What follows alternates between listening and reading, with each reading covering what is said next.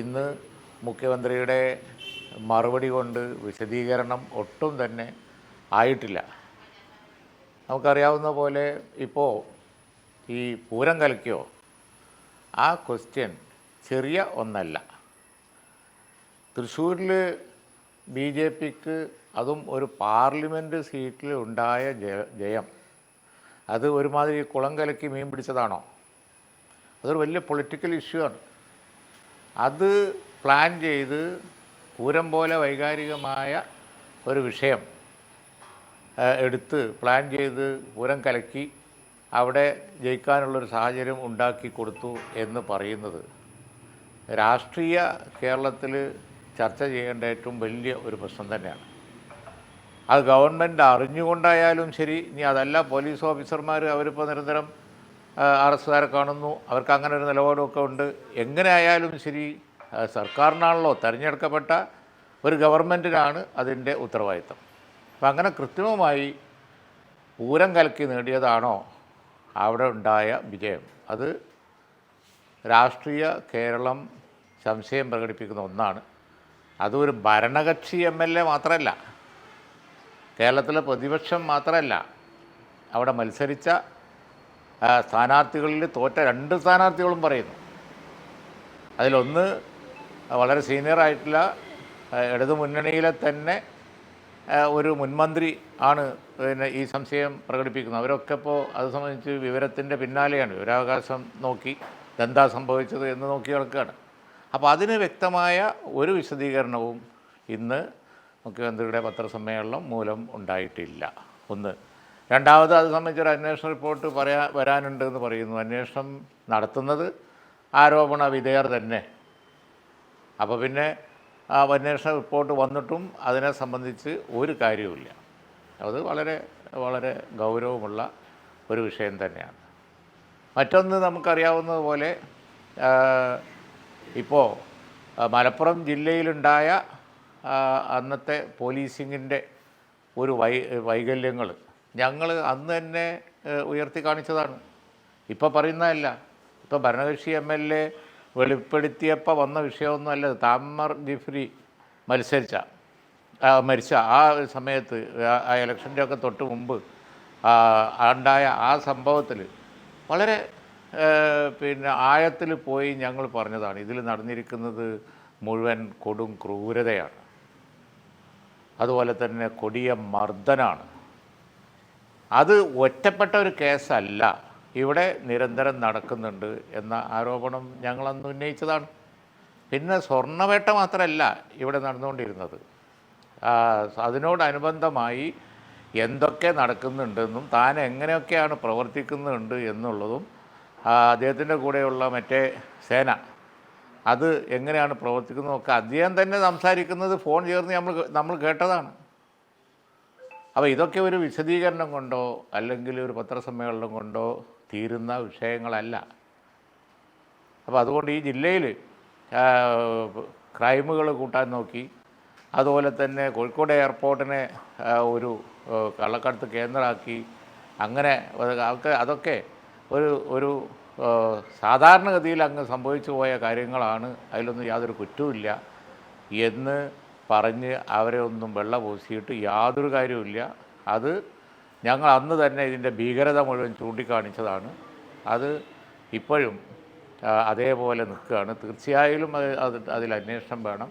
അതിനുവേണ്ടി UDF-ഉം അതുപോലെ തന്നെ ഞങ്ങളൊക്കെയും ക്യാമ്പയിൻ തുടരും, പ്രക്ഷോഭം തുടരും. അതാണ് അത് സംബന്ധിച്ച് പറയാനുള്ളത്. വയനാട്ടിൽ ഇപ്പോൾ എന്താ ഉണ്ടായത്? വയനാട്ടിൽ നമ്മളൊക്കെ ഗവൺമെൻറ്റുമായി സഹകരിച്ച് ഒന്നിച്ചു പോകാൻ തയ്യാറായി നിൽക്കുകയാണ് എന്ന് പറയുമ്പോൾ അത്തരത്തിലുള്ള ഒരു ഡോക്യുമെൻ്റ്, സംശയത്തിന് ഇട നൽകുന്നൊരു ഡോക്യുമെൻ്റ് പുറത്തു വരാനേ പാടില്ലല്ലോ. അങ്ങനെയൊന്നും ഉണ്ടാവാൻ പാടില്ല. വാർത്താമാധ്യമങ്ങൾക്ക് വളച്ചൊടിക്കാൻ ഇടയാക്കുന്ന തരത്തിൽപ്പെട്ട, അങ്ങനെ തന്നെ വിചാരിച്ചാൽ, അങ്ങനെ ഒരു ഡോക്യുമെൻ്റ്, വിശ്വാസ്യത ഇല്ലാത്ത ഒരു ഡോക്യുമെൻ്റ് പുറത്തു വന്നാൽ കേരളത്തിന് ദോഷമല്ലേ ഉണ്ടാവുള്ളൂ. കേന്ദ്രത്തിന് അത് ആയുധാവൂലേ?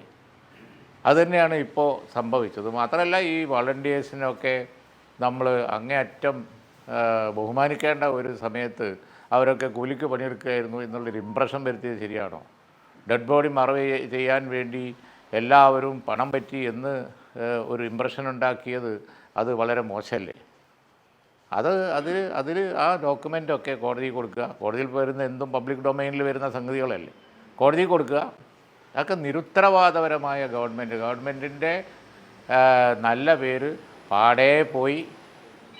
ഗവൺമെൻറ്റിനെ സംബന്ധിച്ചിടത്തോളം വളരെ മോശമായ പേര് വന്നു. അതേപോലെ തന്നെ ഇപ്പോൾ ഘടകകക്ഷികൾ പോലും ന്യായീകരിക്കാൻ കൂടില്ലാത്ത അവസ്ഥ വന്നു. ഇതൊക്കെ ഉണ്ടാക്കുന്ന ഉദ്യോഗസ്ഥന്മാരാണെങ്കിൽ ആ ഉദ്യോഗസ്ഥന്മാരുടെ ഉത്തരവാദിത്വം ഗവൺമെൻറ്റിനാണ്, തിരഞ്ഞെടുക്കപ്പെട്ട ഒരു ഗവൺമെൻറ്റിനാണ്. അതുകൊണ്ട് തന്നെ ഈ വിശദീകരണമൊന്നും ഒട്ടും തൃപ്തികരമല്ല. UDF ഈ വിഷയത്തിൽ ഇതുവരെ നടത്തിയിരുന്നത് പോലെ പക്ഷവും ക്യാമ്പയിനും തുടരുക തന്നെ ചെയ്യും.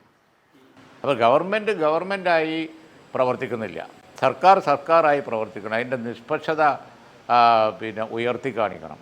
പോലീസിങ്ങിൽ ഈ തരത്തിലുള്ള കാര്യങ്ങളൊക്കെ നടക്കുന്നുണ്ട് എന്നുള്ള ആരോപണം പോലും ഉണ്ടാവാൻ പാടില്ല. ഇത് അസാധാരണമായ ആരോപണങ്ങളാണ്. സ്വർണം കടത്തുന്നത് മാത്രമല്ല, ഒരുപാട് ഭീകരതയും ക്രൂരതയും അതുപോലെ തന്നെ വഴിവിട്ട മർദ്ദനങ്ങളും അതൊക്കെ ഉണ്ടായിരുന്നു എന്നുള്ളത് ഇവിടെ എല്ലാവർക്കും അറിയാം. ഇല്ലയെന്ന് നമ്മളിപ്പോൾ ഞങ്ങൾ കണ്ണടച്ച് പറഞ്ഞിട്ട് കാര്യമില്ല. സാധാരണ ജനങ്ങൾ പോലും മലപ്പുറം ജില്ലയിൽ ഇത് സംഭവിച്ചിട്ടുണ്ട് എന്ന് വിശ്വസിക്കുകയാണ്. പിന്നെ മാത്രമല്ല, അവരുടെ കുടുംബമൊക്കെ ഏറ്റു പറയല്ലേ, അവിടെ വെണ്ണയിലുള്ള കുടുംബമൊക്കെ പറയുന്നത് നമ്മൾ കേട്ടല്ലോ. അപ്പോൾ അത് അത്ര നിസ്സാരമായ ഒരു കാര്യമായി കാണരുത്. മുഖ്യമന്ത്രി പറയുന്നത് ADGP അജിത്കുമാറിനെതിരെയുള്ളത് ഇപ്പോൾ ആരോപണങ്ങൾ മാത്രമാണ്, ആരോപണങ്ങൾക്ക് അപ്പുറത്തേക്ക് അന്വേഷിച്ച് റിപ്പോർട്ട് വരട്ടെ, അപ്പോൾ നോക്കാമെന്നുള്ളത്. ആരോപണങ്ങളുടെ പേരിൽ നടപടി എടുക്കാൻ പാടില്ല, അതിന് കഴിയില്ല എന്നുള്ളതാണ് നിലപാടെന്ന് മുഖ്യമന്ത്രി പറയുന്നത്. ആരോപണങ്ങളായിരിക്കാം. ആരോപണങ്ങളിൽ അന്വേഷണം നടത്തുന്നത് നിഷ്പക്ഷമായിട്ടായിരിക്കണം, നിഷ്പക്ഷനാവണം. പിന്നെ സർവോപരി ആരോപണ വിധേയം തന്നെ ആയിക്കൂടാ. അത് വളരെ പ്രാഥമികമായ ഒരു കാര്യമാണല്ലോ. അപ്പോൾ അതുകൊണ്ട് തന്നെ ഒരു അന്വേഷണ റിപ്പോർട്ട് വരട്ടെ എന്ന് പറയുന്നതിൽ വലിയ കാര്യമില്ല. അദ്ദേഹം തന്നെയാണ് അന്വേഷിക്കുന്നത്, അദ്ദേഹം റിപ്പോർട്ട് ചെയ്യുന്നത്. ഏതായാലും ഉണ്ടാവില്ലല്ലോ. ആദ്യം മുതൽ UDF പറയുന്ന കാര്യം അത് തന്നെയാണല്ലോ. അത് മാത്രമല്ല, ഭരണകക്ഷികൾ പോലും LDFയിലുള്ള ആളുകൾ പോലും അത് പറയല്ലേ. ഇവിടുത്തെ പൊതുസമൂഹത്തെ വളരെയധികം ഗൗരവത്തിൽ ചിന്തിപ്പിക്കേണ്ട വിഷയങ്ങളാണ്. പൂരം കലക്കിയോ? ചെറിയ ചോദ്യമല്ലല്ലോ. എത്രയോ ഗവൺമെൻറ്റുകൾ ഈ കേരളത്തിൽ കഴിഞ്ഞുപോയി. ഞങ്ങളൊക്കെ ഉള്ള ഗവൺമെൻറ്റില്ലേ, പൂരം ഒരിക്കലും കലങ്ങിയിട്ടില്ലല്ലോ. കലക്കിയതല്ല എന്ന് വിചാരിക്കല്ല, കലങ്ങാൻ തന്നെ പാടില്ല. പൂരം മര്യാദക്ക് നടത്തേണ്ടതാണ്. അത് നടത്താൻ ഈ ഗവൺമെൻറ്റിന് കഴിഞ്ഞില്ലല്ലോ. അതിനേക്കാൾ ഗൗരവം അത് നടത്താൻ കഴിയാതെ ഒരു നിരപരാധിത്വം അല്ല അതിൽ എന്താ പറയുക, അങ്ങ് സംഭവിച്ചതൊന്നുമല്ല.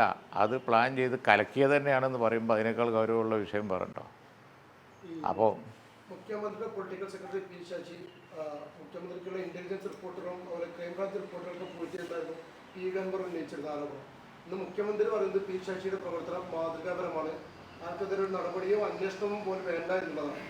ഒരു അന്വേഷണം പോലും വേണ്ട എന്ന് പറഞ്ഞ് പി ശശി മുഖ്യമന്ത്രി സംരക്ഷിക്കുന്നത് പൂർണ്ണമായി ശരിയാണ്. പറഞ്ഞ കാര്യങ്ങളൊക്കെ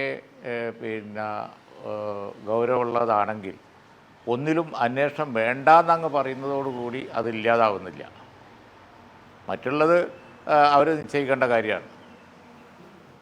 പറഞ്ഞ കാര്യങ്ങൾ ഗൗരവം. ആര് പറഞ്ഞു, ആരെപ്പറ്റി പറഞ്ഞു എന്നല്ല, വ്യക്തിപരമായിട്ട് പറയാനൊന്നും ഞാനില്ല. പക്ഷേ ആര് പറഞ്ഞു, ആരെപ്പറ്റി പറഞ്ഞു എന്നുള്ളതല്ല, പറഞ്ഞ കാര്യങ്ങളൊക്കെ വളരെ ഗൗരവമുള്ളതാണ്. അതിനെപ്പറ്റി അന്വേഷണമാണ്. അത്രേ ഉള്ളൂ.